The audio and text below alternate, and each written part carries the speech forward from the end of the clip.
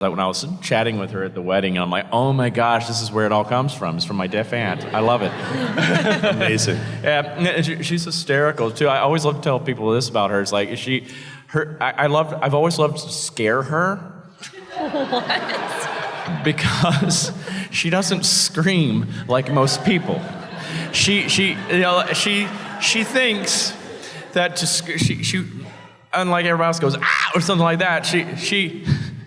She learned how to scream from reading Donald Duck comic books. So she doesn't go, ah, she goes, walk! So without further ado, let's clown around and bring out the crew of Terrifier.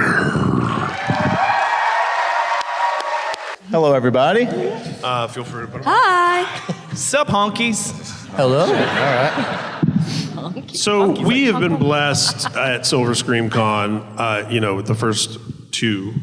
I mean, we had, of course, Jenna and Catherine and Leah. Woo! Are we fans of those three, that trio? Yeah. I have to, without throwing, without sounding like I'm ungrateful or any of the other great panels we've had, those three together were my favorite panel of Silver Scream prior to this year. So we love Terrifier.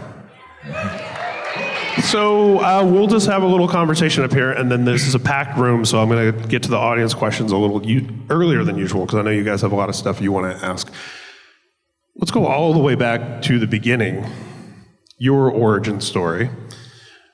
How, when, where, why did you first fall in love with genre films in particular? And at what point did you realize, okay, this isn't just something I love, this is something I need to participate in. I need to create, I want to be part of this. Yeah, it really goes back to my mother being a fan of horror movies and naming me Damien after the Antichrist in The Omen. So, yeah, I was kind of born into this. And she was really cool. She would let me watch pretty much anything. Your middle name's not Thorn, is it? It's not, I wish. But I'm thinking about getting, now that I'm bald, the 666 on the back of my head. I thought that'd be a nice tattoo, right?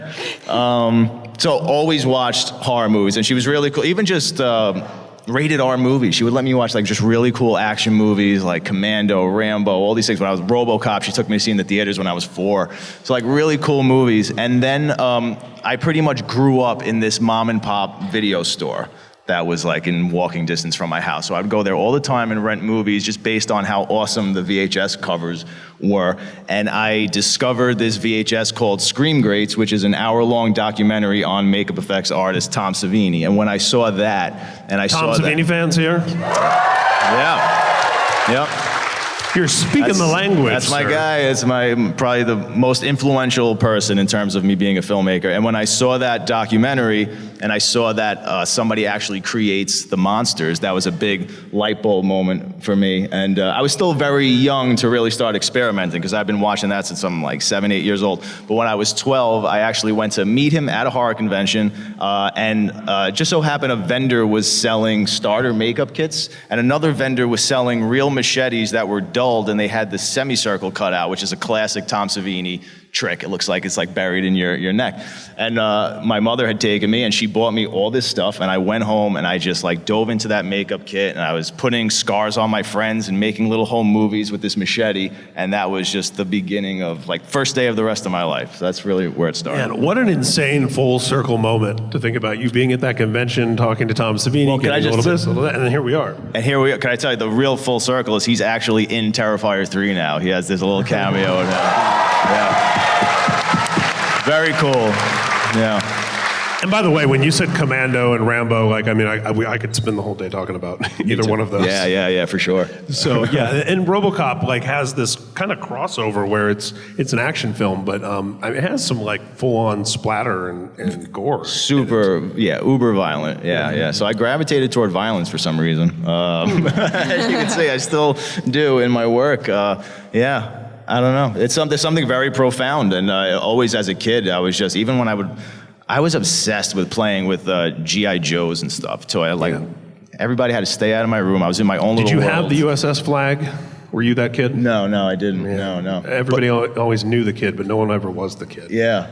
But all of my G.I. Joes, I would cover them in red marker or red paint. I was always just putting blood all over my action figures. So I was just obsessed with gore from a very young age, yeah. And this is a great sort of, we have a brief philosophical detour, because there's a lot of young kids who have been coming to Silver Scream, and of course there's different schools of thought about at what age someone should see this or that. And I personally think that it comes down to the parents and the kid, and nobody, you should know your children better than anybody else. And For it's sure. up to you to decide, Yeah.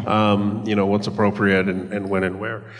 So, I mean, certainly by the sound of it and by the looks of your career, your mom introducing you to this stuff at a very young age didn't screw you up for the worst. It screwed you up in a great way. It did, yeah.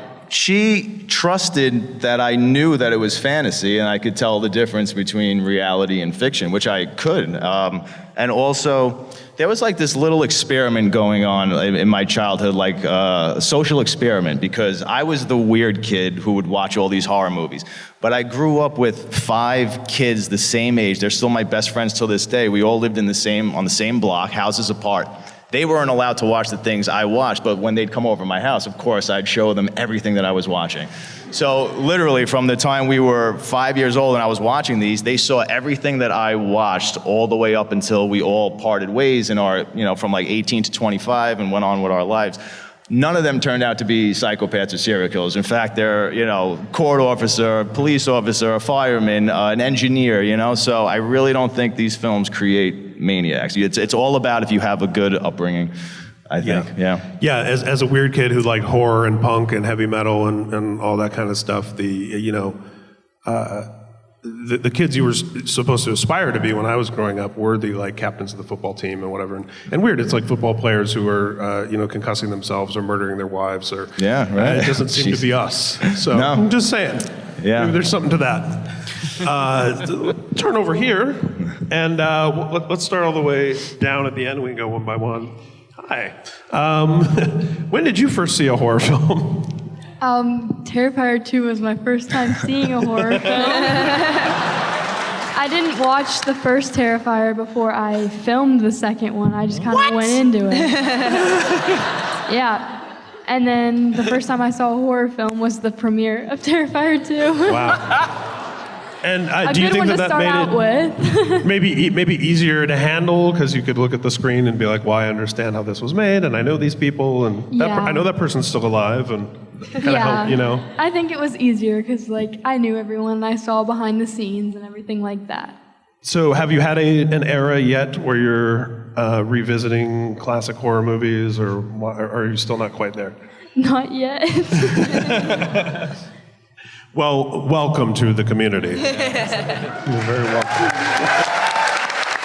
So, we were talking at the airport a few days on Thursday night about how you get recognized without the makeup, without the costume. People just see you and know who you are, and I think it's a lot of it speaks to the coolness of the physicality of your performance and how much you put your body and movements and everything into it. That you're doing it right now. That people see you and know like, oh, that's Art the Clown without, you know what I mean? Like, can you talk a little bit about that part of being an actor and a performer and how you can convey so much because you're limited in what a lot of some actors have, right? It just comes out at times, I guess. I don't even realize it. It's really weird. But I mean, I've always been kind of animated my whole entire life, and I finally realized why that was. I thought it was just because I'd watched a lot of physical comedy growing up, but it's really because I realized this at my cousin's wedding 2 years ago, and I have a deaf aunt, my Aunt Wanda, and she lip reads very well, but so I never really learned too much sign language as I should have because I was a boy that was distracted by like toys all the time instead of being responsible. But so she lip reads very well, and she's very animated, and that's how we interact with her. So everything's very big with the facial expressions, very big with the hand movements and everything. And I realized that when I was chatting with her at the wedding, and I'm like, oh my gosh, this is where it all comes from. It's from my deaf aunt. I love it.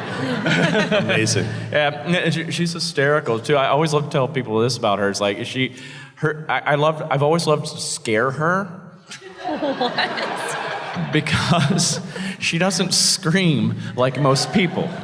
She thinks that she unlike everybody else goes ah or something like that. She learned how to scream from reading Donald Duck comic books. So she doesn't go ah, she goes walk. It's just the funniest thing. So I'll just sneak up behind and she just walk. It's so much fun to do to her. I'm so horrible. But she always gets me back somehow. Especially, I'll try to be talking to her and she'll just turn off her hearing aid. She's like, I cannot hear you. And she'll shut her eyes. I cannot see you now too.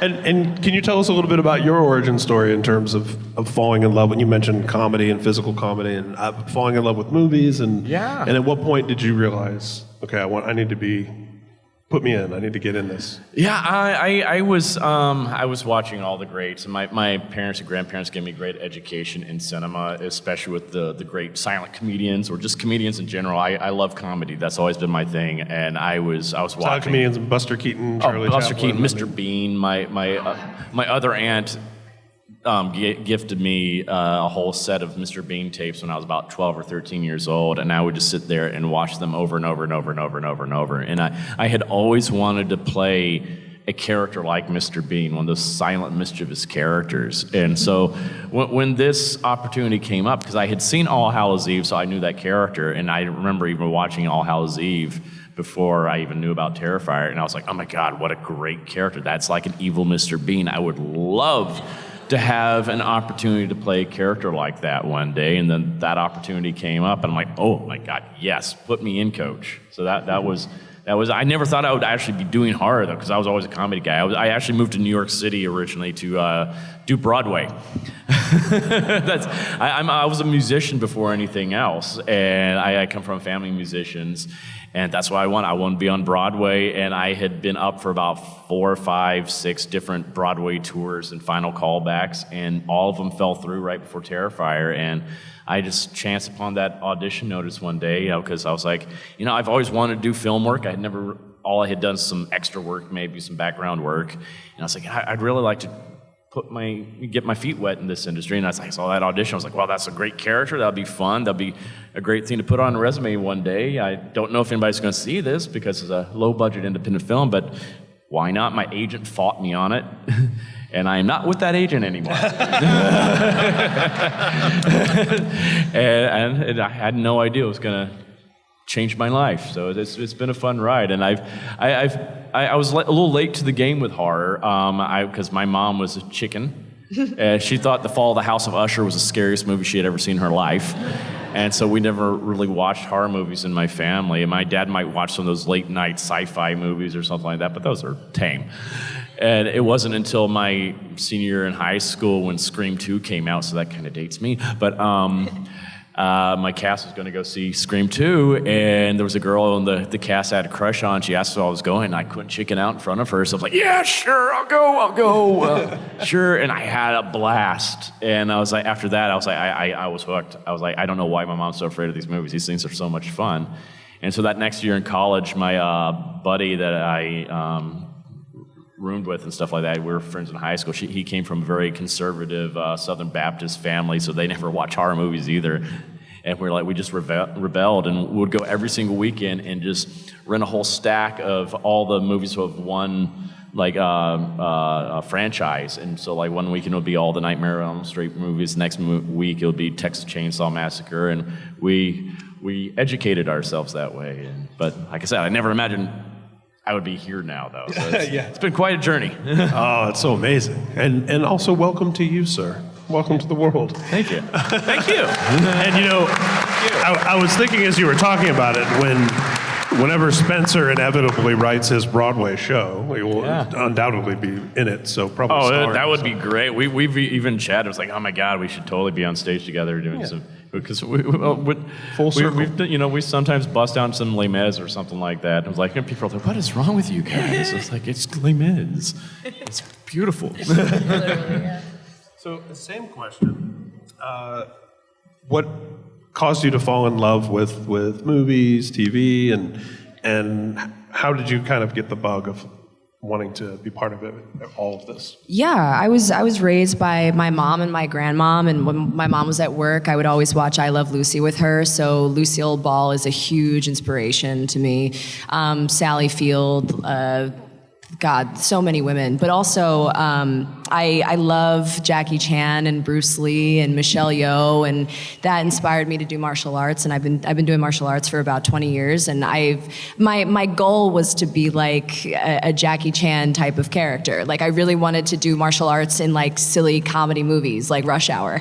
And I'm still hoping to do that. Like I still train, and I still, yeah. But yeah, so ever since then, I just like started taking acting in like 2017, and yeah, I don't know. It's just been lucky, I guess. I'm lucky to work with talented artists, and yeah, that's it. My dogs are Lucy and Ethel. Are they? Oh, that's so cute. Yeah, Yeah. No, that's so respect. sweet. Yeah, Respect. That's so sweet. Yeah, I mean, just and the fact that's a piece of like pop culture history that endures and it was timeless. It's so timeless. Like you can watch it at any point. And the fact that she was like the first CEO ever for her own production company, a female CEO. The fact that she produced Star Trek, which oh yeah, that people too. don't always associate with her, but that was her and Desi, yeah. And Yeah, absolutely. physical comedy. Yeah. I mean that, Anyway, this is the I Love Lucy panel, ladies and gentlemen. Thank you. Welcome. No, I love I could talk about it all day. Oh no, I absolutely. But horror, have always loved. My mom got me into horror. Her father got her into horror. My first ever horror film was Poltergeist that I watched, and ever since then I've been terrified of clowns. And it's kind of ironic that this is the franchise I'm a part of. But thanks, Dave. Yeah. So. Yeah, no, I've always loved horror films, The Shining, like everything. So I'm very lucky to be a part of a genre that I literally can watch at any point. I'm always in the mood to watch horror. So I'm just incredibly fortunate. Absolutely. She really is scared of clowns, too. I really am. I sneak up on her a lot on set. Yeah, it's terrible. It's the worst. I kind of wish I had a hearing aid that I could turn down. I'm really risking my life, too, because she would really kick my ass, too. So. A lot of restraint on set. A lot of restraint. And that's interesting, too, because I know Jenna does Krav Maga. It was something her and I talked about. And so Damien there's just a tradition really likes to of hire strong badass women. I don't know. ass-kicking women, Yeah. Yeah. I don't hate women that much, And there's got to be some kind of psychology to like the fear of clowns, right? Because that is a legitimate thing. That a lot of people apparently. have. Yeah, coulrophobia is quite, a lot of people have What's it. it called? I believe it's called coulrophobia. See, I didn't know it had a name even. Yeah. Now I'm scared of the name. Yeah, scared of It's clowns. terrifying. I think a lot of it, though, has to come down to just the white face, the white grease paint makeup on the face. It's like why Linda Blair's face is so terrifying in The Exorcist. I don't think clowns that don't have that are as scary as the ones that just have all the white. I think that gets overlooked because I think that's synonymous with death, when the pigment's taken away from your face. That shouldn't be looking at you and smiling, Yeah. Interesting. I'm going to have to convey this theory to Jamie and Paul from Twisted. There you go. The Twisted fans in here? White faces. So I saw you applaud when she said poltergeist. So I know you've seen at least one horror movie. I actually grew up as a horror fan. I mean, the very first horror movie I've ever seen was House of a Thousand Corpses. But there were some scenes where I had to, turn around. I was a young kid. I was like, I don't know, like... Have you seen Bill Moseley here, by the way? Yes, he's the coolest. Go see Bill He is the Moseley. He's like the coolest, sweetest dude. But yeah, I grew up on horror films. My parents were huge horror fans, and they're like, yo, check this out. And I loved it. There was also some scenes, I remember being a young kid and being really scared. The Visit is one of my favorite horror films of all time. Yeah, it's a good one, right? But in terms of how I got into Terrifier 2, actually, my dad was scrolling on a website called Actors Access. I was already a huge fan of the first Terrifier, and he's like, wait, Terrifier 2, there's a second one. And then we submitted the audition, and it just kind of worked out, I guess. Wow. Yeah, it did. And in that auditioning process, I mean, how many kids do you look at, for that role? And Quite a bit. What? And that was the hardest role to cast because it's it's a child. They're not, for the most part, not as experienced as an adult, and we're asking Can't work them, as many hours. Can't work as many hours, and you can't. It's an intense role. I mean, physically, mentally, you're asking a child to do a lot of intense stuff. So it was hard. And as soon as we saw him, Elliot was immediately like in the top two, or pretty much one. He was always our favorite. Our big fear was that he was going to be too old, because I originally cast it for a much younger kid. But I was like, man, I love this kid, and he's so good and so charismatic and has amazing energy. But clearly that wasn't an issue. But yeah, so we always wanted to cast Elliot. Yeah. Amazing. Yeah. And I already know in advance that we're going to have a lot of questions about Terrifier 3, and Silver Scream Con 3 seems like an appropriate place to talk about it. But I would also imagine, it's not quite a Marvel movie. I don't think Kevin Feige has the snipers here like he did for Eldon from Daredevil. But there's only so much we can talk about, though, right? For part 3? Yeah. I'll do my best to give you something interesting. In case you need to jump over the side of the table and quiet anyone. So we have a microphone here. If you got a question, and I know you do, go ahead and line up in a nice orderly fashion. And if you could just tell us your name and where you're from, and try to keep it to one question. Because there's a lot of folks in here, and I want to make sure a lot of people get a chance. Okay, thanks. Hi. Hello. Hi. Hello. My name is Emily. I'm from Pittsburgh, Pennsylvania. My question is, I know I asked Amelie and David last month at Still CityCon. I don't know if your answers would change, but I'm going to ask again. So we all know that Art likes to kill people very, theatrically. He loves to really make a long statement. So how would you want Art the Clown to kill you? Ooh. Me? I don't think it's going to be possible because I know you're a badass. How would I want him to kill me? Yes.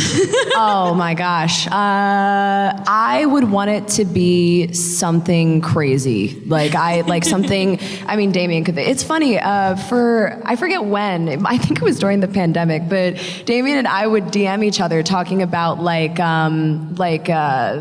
just torture methods, like ancient torture methods. Oh my God. Just, As you do. just like fun, Just making small talk. just small talk, so probably one of those. I can't think of a good one right now, Yeah. but I'm sure you could. Something I'd like something like being force-fed ice cream or something until I die. Ice cream?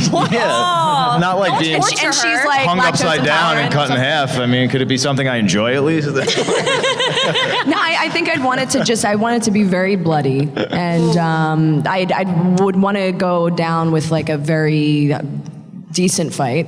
I don't know, maybe some limbs being taken off, or David's he's plotting. yeah, maybe being fed fingers or something. I don't know. Finger food. That's cool. I love that. I don't know, just the worst possible death you could think of. I'd want to go out with a bang.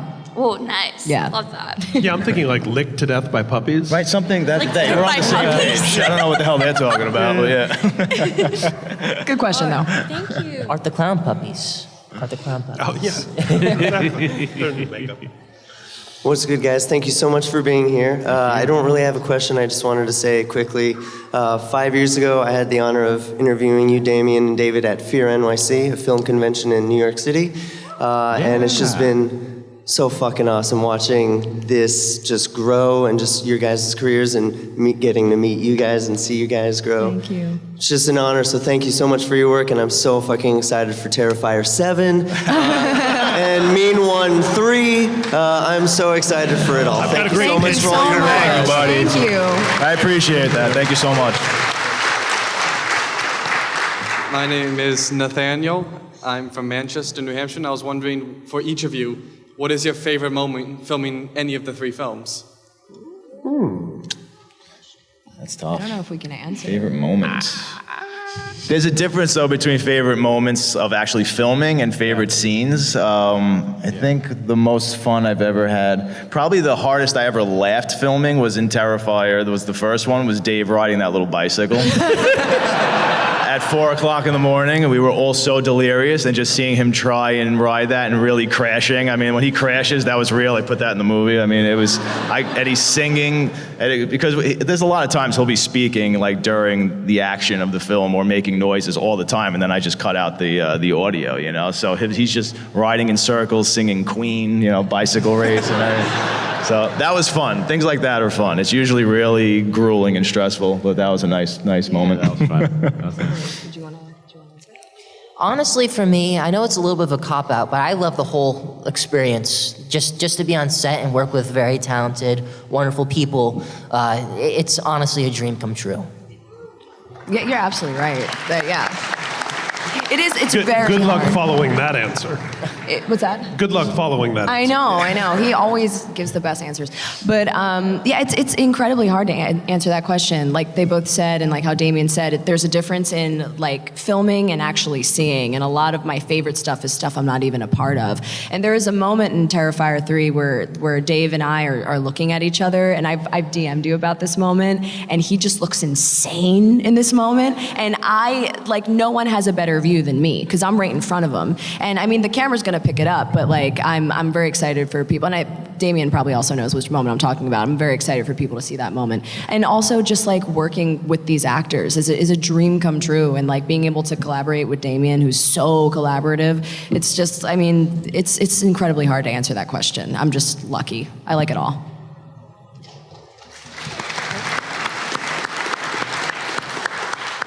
I mean, before Terrifier 3, my favorite moment was the Clown Cafe scene. I had so much fun doing that. I was like, nothing prepares you for lighting a person on fire. That is insane to watch happen right before you. But The way you just oh my God, that was, yeah, because I was supposed to do 2 whooshes, and she went up on the first whoosh, and they're like, okay, go. And I'm like, and I'm happy to keep that inside, because outside it looked like I'm having fun. Inside I'm going, oh shit. She really went up. But there's a scene in part 3, I'm not gonna spoil the scene for you, but I got to work with some actors that I have been a fan of for basically my whole entire life. And it was one of these, especially they also had a lot of stage experience. So this one actor especially is very well versed in improvisation. And he and I had so much fun working together, because he just kept on throwing things to me, and we just kept playing. So it was a few days of all of us, these actors I've respected my whole entire life, just playing. And it was just pure magic on set that week. I think that was probably a lot of people's favorite week on set for part 3. And I never imagined growing up watching these guys that I would actually be an equal with them and just playing. And it was like I forgot in the moment that these were these wow amazing people, and I'm just like, these are my friends, and I'm just playing with my friends right now. And that's why I got into what I'm doing. Is just like this is pure joy right now. And it kind of hit me on the car ride back to the hotel that night. I almost started crying a little bit. I was like, I can't believe I'm doing this. This is amazing. It was just such a fun moment, and I will never forget that.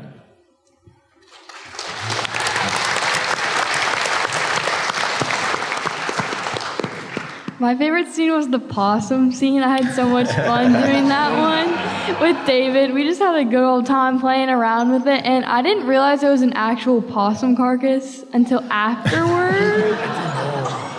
So I was like playing around with it, and then my mom told me afterwards. She was like, "You know that was a real possum right now?" I was like, "What?" But yeah, that was really fun. And like the guts of the possum were made of like gelatin and strawberry sauce. It was an interesting combination, and I actually had to eat them, and they tasted very interesting.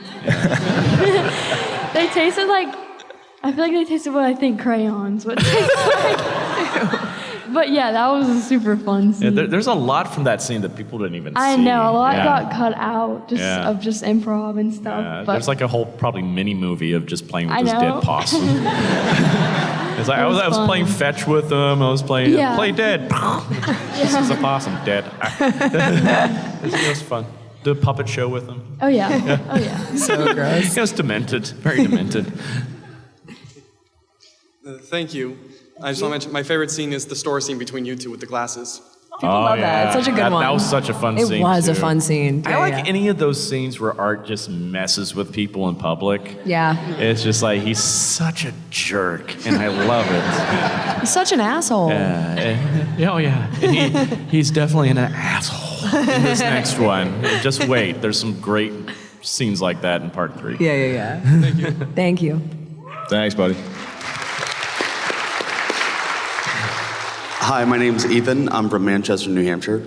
My question is for all of you. What is your favorite kill in Terrifiers 1 or 2 that isn't the hacksaw scene or the bedroom scene? Oh, I hate you. And I have to ask because, I know. I have to ask because my favorite is in Terrifier 1 when Art just gets so sick of Tara's shit and just shoots her and just ends it. I think that's super underrated. Oh, yeah. That was fun. I would say probably mine would be, and don't tell Mike Levy this because he'll just. Oh shit! He's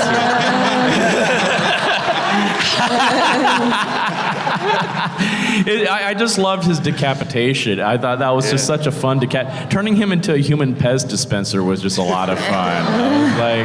I think it was so gruesome too, and I loved it. So that was mine. I think I have to say a very underrated scene is in Terrifier 2 is Barbara, the Shaw siblings' mom. Yeah. That was very unexpected. It was just Mind-blowing. Yeah, mind-blowing. So I'm gonna go with that one. It's a good one.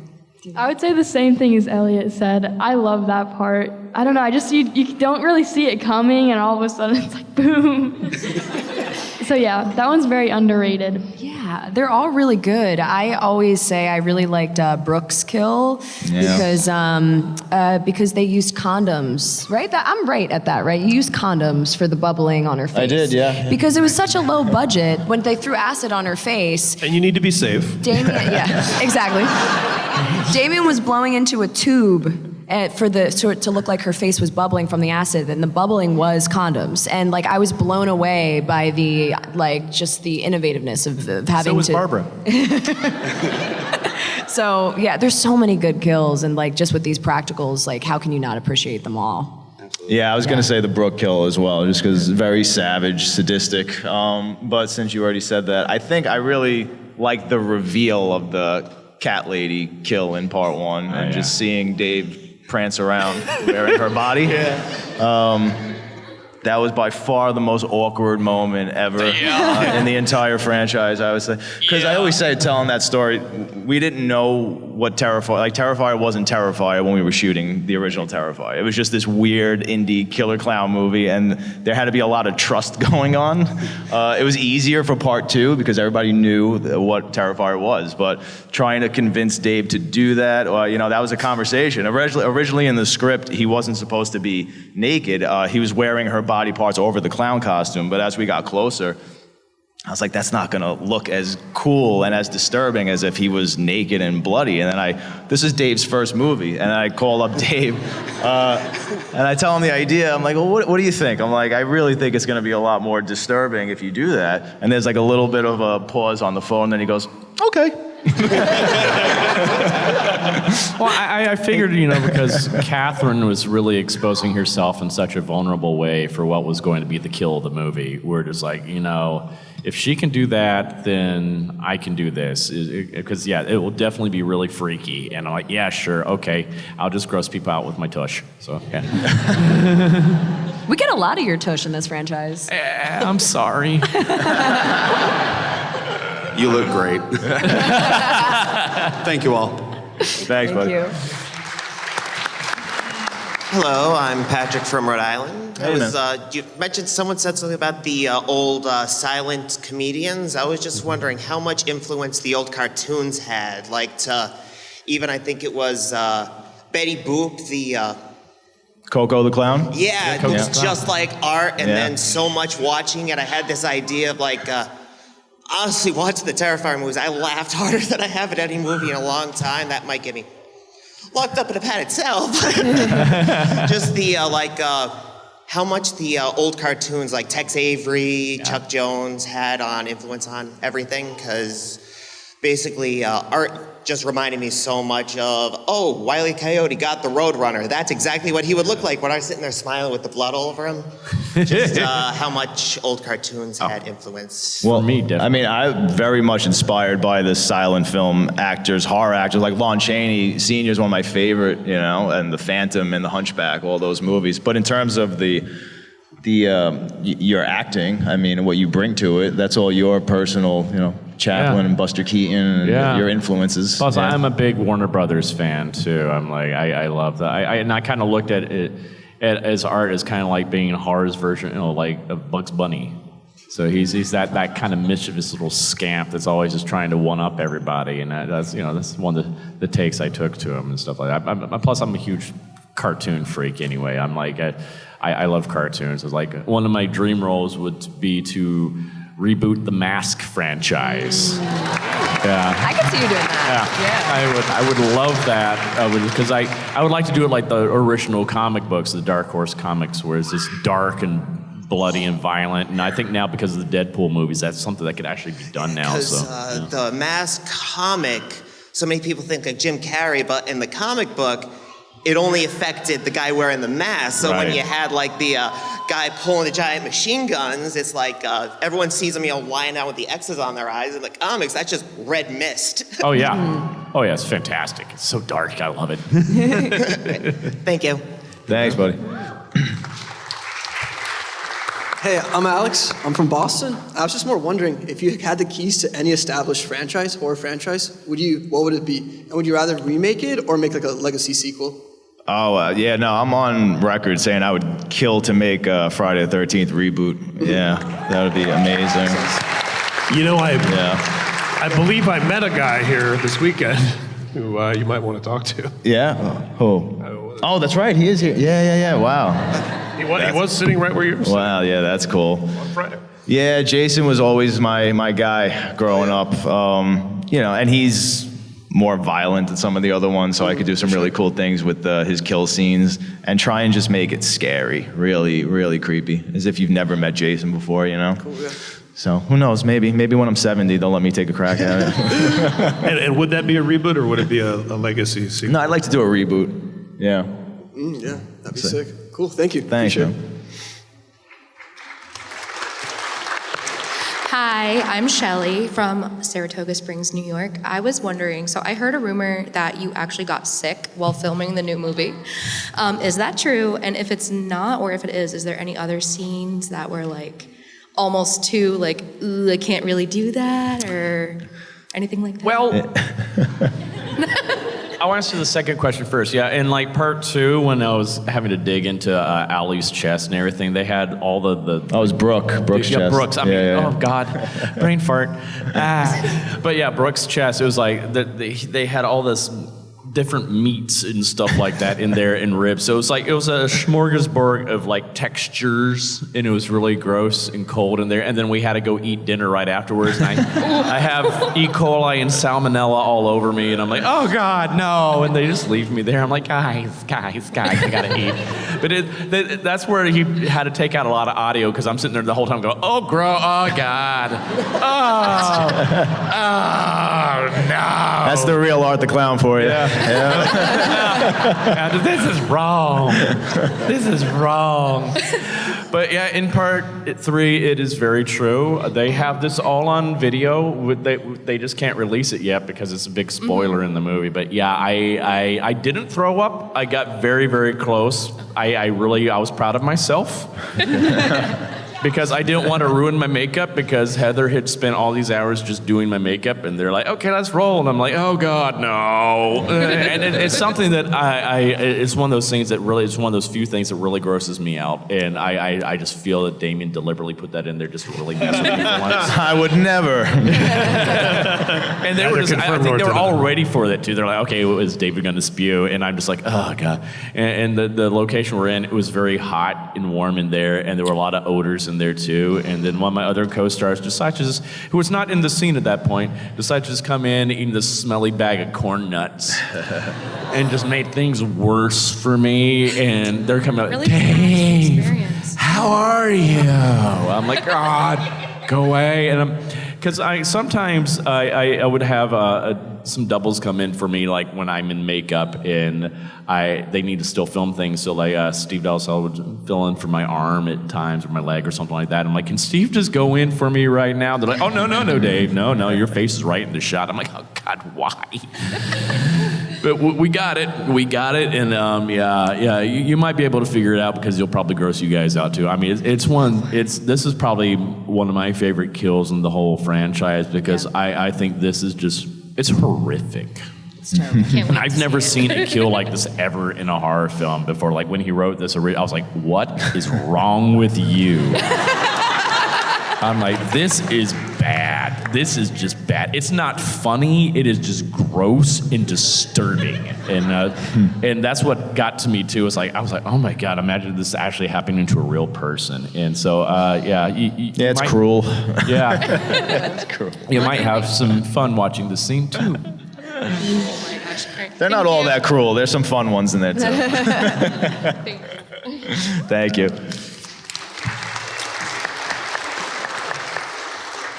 Hi, my name's India, I'm from the UK, and follow up from that girl's question, because you nearly vomited, does that mean that because Terrifier is all about pushing the boundaries from the previous one, does that mean if another film was to come about, you sort of wouldn't do it if it exceeded the boundaries again? Oh, we'll still keep going. It's like, I suffer for my art, I guess you could say. It's like...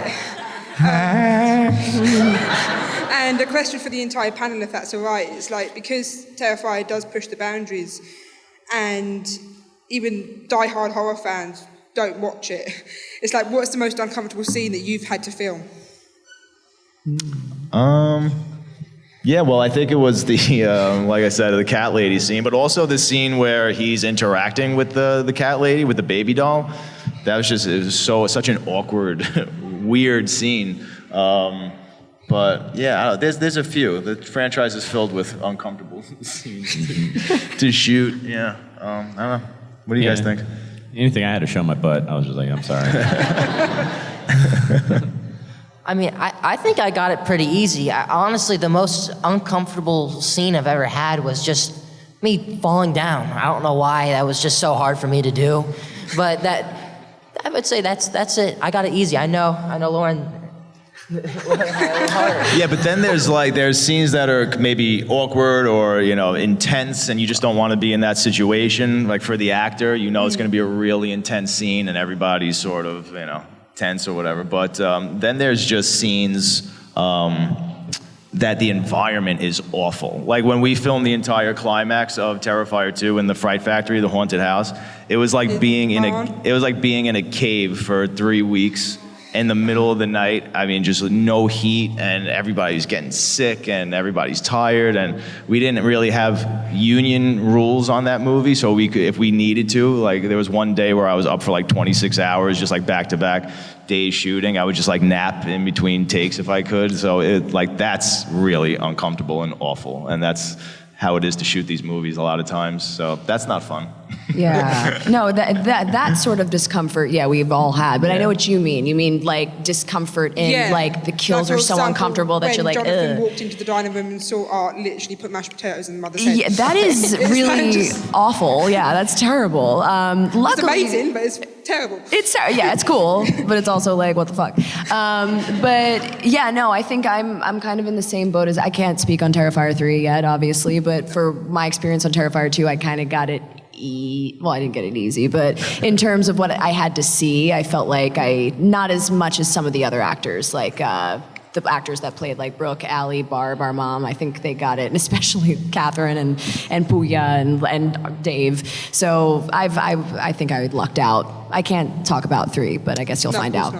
You know what really got me the most out of all 3 movies was editing the bedroom scene and listening to Casey scream for hours in my ear, and I actually got lightheaded because there was no music, there wasn't anything to make it a movie, know, and I'm just listening to this woman scream at the top of her lungs, and I literally got lightheaded, and I called Dave, and I was like, man, I think this scene's gonna work. All right, Thank you very much. You're welcome. And she brought up a great point in passing, but I've been thinking about is I do know a lot of lifelong, Generation X like me, horror fans who love all this horror stuff, who when Terrifier comes up in conversation, they'll say like, oh, I don't do Terrifier. Sure, yeah. It's like, it's too much. Yeah. I mean, is that's got to be kind of a badge of honor for all of you, right? Like, it is, it's yeah. too much even for a lot of like sure. lifelong horror fans. Yeah, and I get asked a lot, are there boundaries for me? Is there lines I won't cross? And I say yes all the time. Not that I think filmmakers, they should be able to show whatever they want as long as you're not really harming somebody, obviously. But yeah, like I'll write a scene and I'll usually take it 5 steps further and push it on paper maybe. Like, how far can I really take this? And then I get to a point where I'm like, no, I'm gonna really just alienate half the audience. At some point, I'm just gonna go into an extreme level of distaste and it's just not fun anymore.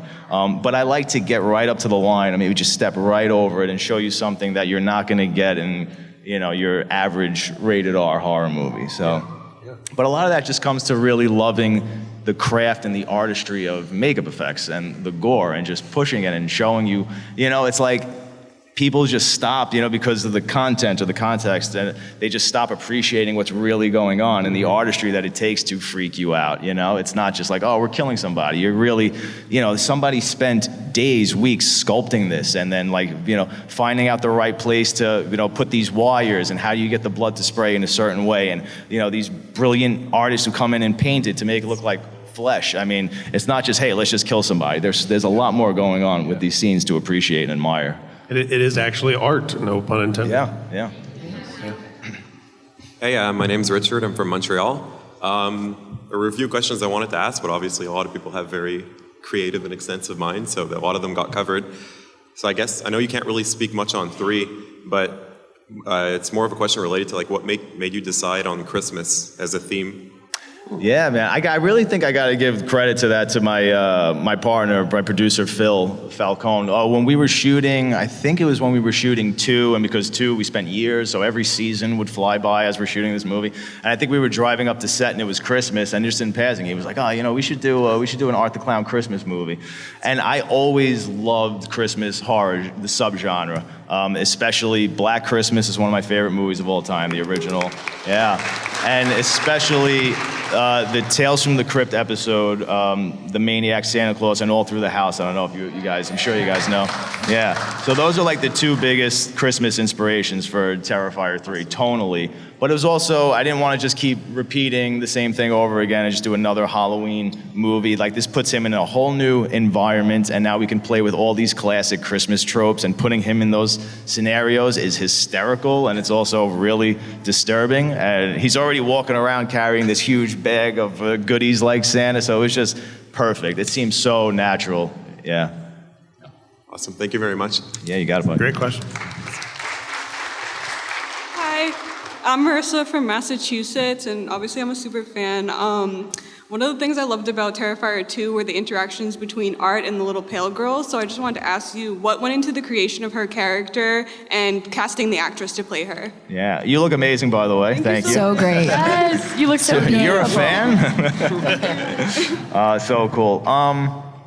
Well, I knew once I made part 2, I knew I really wanted to explore what the evil was that was resurrecting the boogeyman, because it happens in a lot of franchises, but it's never really explained. They just sort of come back and everybody accepts it. But I was like, that's a big deal that nobody really ever explores. What is that? And I wanted to do it little by little over the course of a few movies. But I wanted there to be some sort of physical embodiment of that evil. And I grew up loving, there's this horror anthology called Spirits of the Dead from the 70s. It's 3 short stories. They're Edgar Allan Poe stories, and one of them was directed by Fellini, famous filmmaker. And there's a devil in it. It's played by a little girl, this creepy little girl in a white dress, and she's pale. And I was like, ooh, I like that. I want to do my version of that character. And originally she was going to look like the pale girl, but she was going to be in this yellow sort of sundress and almost more like a 60s flower kind of getup. And then I think while I was writing it, that Halloween, I started seeing all these pictures like on Instagram and stuff of girls doing their version of Art the Clown. And I was like, I gotta do my female version of Art the Clown before it's like not mine anymore, before it's totally out of my hands. I'm like, I gotta grab that. So that's what made me turn her into a little female Art the Clown. So an ode to the cosplayers, that's awesome. Thank you so much. Thanks, yeah. Hey guys, I know we have a few more people in line, but we only have a couple more minutes. So I think the next three, that's going to have to be it.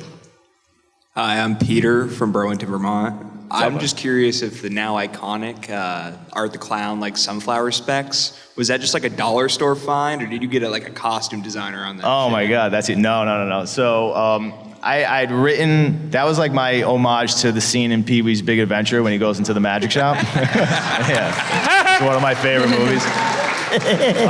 So in the script, it wasn't specific. It just said Art goes up to a rack of wacky glasses. Every time Sienna turns around, Art's wearing a new pair of glasses. So I believe we just went on eBay and ordered like a huge box of all these, wacky glasses. And then we decorated the rack, and Dave just went up to them and we just filmed like, I don't know, half an hour of him just putting on every pair of glasses he could find, and then he would have a shtick with each pair of glasses. Like he would do everything he possibly could to make those glasses come to life.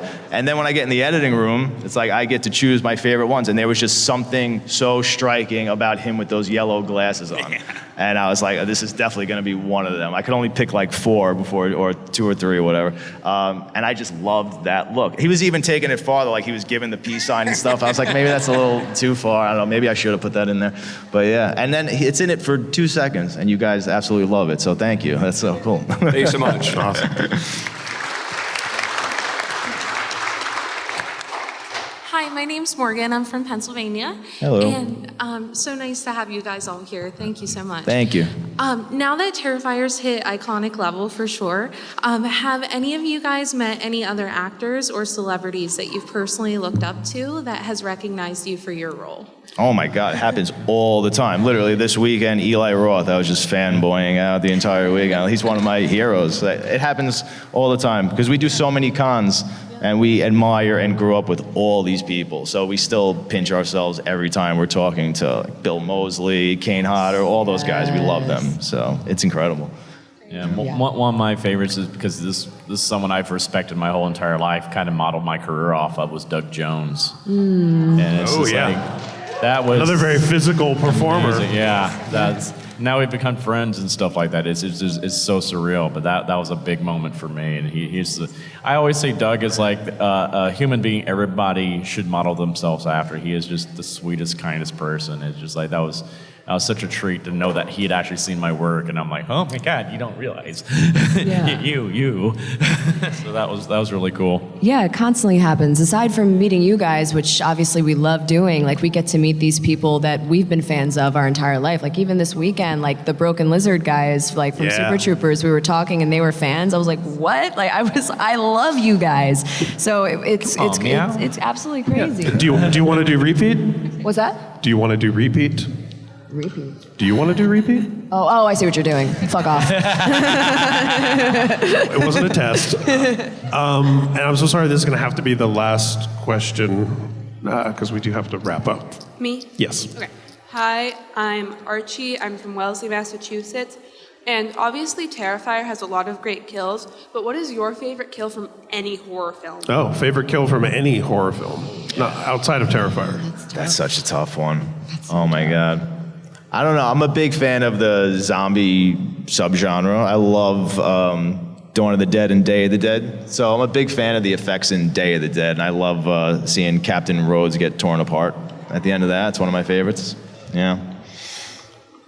Mine's probably from Nightmare on Elm Street Part 3 Dream Warriors. I love the marionette kill. I just think that is so twisted, especially when you just think about all the sinew and the muscle, all the ligaments, everything being torn out of you. I'm like, oh my God, that's so horrible, but it's so cool to look at too. And using it to make it look like suicide. I'm like, that's brilliant. It's such a well done kill. I love that kill. I don't know if I can top that one. That Dream Warriors, that kill specifically is so good. Yeah. Yeah, it's so there's so many good ones. I really love the Evil Dead franchise, and I love the 2013 Evil Dead, and all the practicals in that were amazing. But like one of my favorite parts, it gives me chills every time, where she's killing the final boss with the chainsaw. It's just so badass. She's like, "Eat this, motherfucker!" And it's so cool. Because I love Final Girl, so it's obviously. Chainsaws are fun. Chainsaws are fun. Elm Street original Tina. That's a great one. The Yeah. revolving room and just the practicality of it, and it's so simple and so terrifying. Actually, I got to say, now that I'm thinking about it, it's not really your typical kill scene, I think, but my favorite scene of someone getting devoured is the end of Jaws, is Quint getting eaten by the shark. my It's God, my favorite. yeah. It's my favorite. Spielberg fan. Yeah, huge. Yeah. Well, thank you so much, everybody. Thank you to everyone on this awesome panel. Thank you, everybody. Terrifier 3. Good things come in threes. This is Ross Marquand, and you are watching Fandom Spotlight, which is awesome. So like, share, and subscribe. Oh, and have fun and follow your fandom.